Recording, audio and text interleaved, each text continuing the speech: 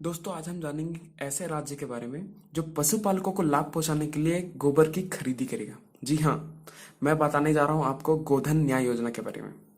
तो चलिए जानते हैं गोधन न्याय योजना जो है वो क्या है, ये कब शुरुआत होगा, कहाँ शुरुआत होगा और इसके तहत क्या क्या जो प्रक्रियाएं हैं वो होंगी।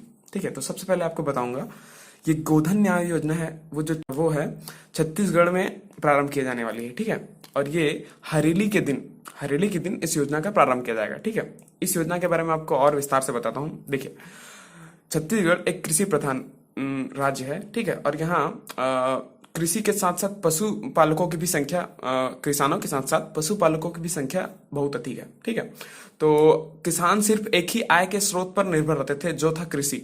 तो उनकी आय में अतिरिक्त बढ़ोतरी लाने के लिए छत्तीसगढ़ सरकार ने ऐसा निर्णय लिया है कि वो गोबर की खरीदी एक निश्चित दरों पे करेंगे। ठीक है, तो इस योजना के तहत जो गौठान होते हैं छत्तीसगढ़ में, अभी नरवा, घुरुआ, गरवा, बाड़ी, इन सब के तहत एक स्कीम है गौठान योजना। उसमें पशुओं को एक जगह एकत्रित करके रखा जाता था और इन्हीं गौठानों में से जो प्राप्त होंगे गोबर, उन्हीं का निश्चित दाम में उसको बेचा जाएगा। ठीक है, तो आगे जानते हैं इस योजना के तहत रोजगार किस प्रकार बढ़ेंगे और आय के जो साधन है वो और कैसे जनरेट होंगे। ठीक है, तो देखते हैं। इसके लिए उप समिति गठित किया गया है और साथ ही साथ जो गोबर प्रबंधन की पूरी प्रक्रिया को देखने के लिए मुख्य सचिव जो होते हैं उनकी अध्यक्षता में सचिवों के साथ साथ एक कमेटी बनाई गई है। ठीक है, तो देखते हैं इस योजना के तहत आगे क्या क्या होगा। गोबर से वर्मी कंपोस्ट बनाया जाता है। ठीक है, जो जैविक खाद होता है। ठीक है, छत्तीसगढ़ सरकार जैविक खाद के रूप में वर्मी कंपोस्ट को यूज करेगी। ठीक है, तो ये जो स्वरोजगार समूह होते हैं छोटे छोटे गांवों में, उनकी मदद से ये सब जो वर्मी कंपोस्ट बनाने का प्रोसेस किया जाएगा।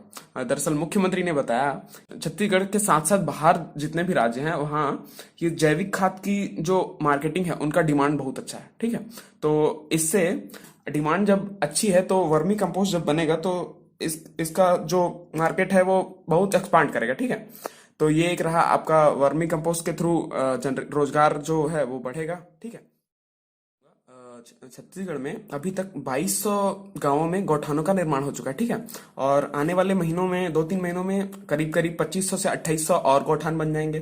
तो जिससे टोटल जो है वो 5000 से भी ज्यादा गौठान जो है वो बन जाएंगे। तो इनमें जो गोबर का पैदावार होगा, गोबर जो भी प्राप्त होगा उसकी मदद से वर्मी कंपोस्ट बनाया जाएगा। ठीक है, तो इससे जो पशुपालक हैं वो अपने गाय को सिर्फ दूध के लिए यूज किया करते थे। तो ऐसा स्कीम आने से वो अपने गाय को एक जगह बांध के रखेंगे ताकि उनके गोबर को उपयोग करके क्या बोलते हैं आपका वर्मी कंपोस्ट बनाया जा सके और उसको सरकार को बेच सके।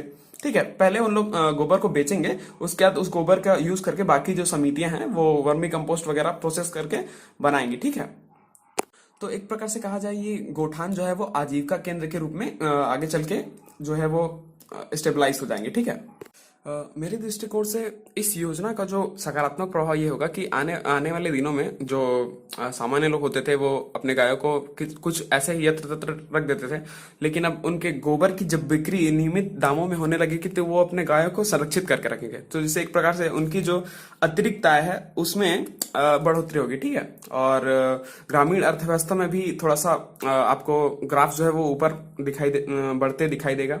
तो कुछ ऐसा सशक्त ग्रामीण लोगों को सशक्त करने के लिए इस योजना को लाया गया है। और साथ ही साथ ये योजना जो है वो शहरों में भी लागू होगी और इसका जो पूरा व्यवस्था है वो नगरीय प्रशासन जो है वो देखेगा। जैसे वर्मी कंपोस्ट जैविक खाद जो बन गया उसको फिर उसका मार्केटिंग करना, ये सारी चीजें आगे चल के जो नगरीय प्रशासन जो है वो देखेगी। ठीक है, तो कुछ ऐसा रहा गोधन न्याय योजना और इस योजना का लाभ बहुत अच्छा आने वाले दिनों में दिखाई देगा हमारे छत्तीसगढ़ के राज्य के लोगों के लिए।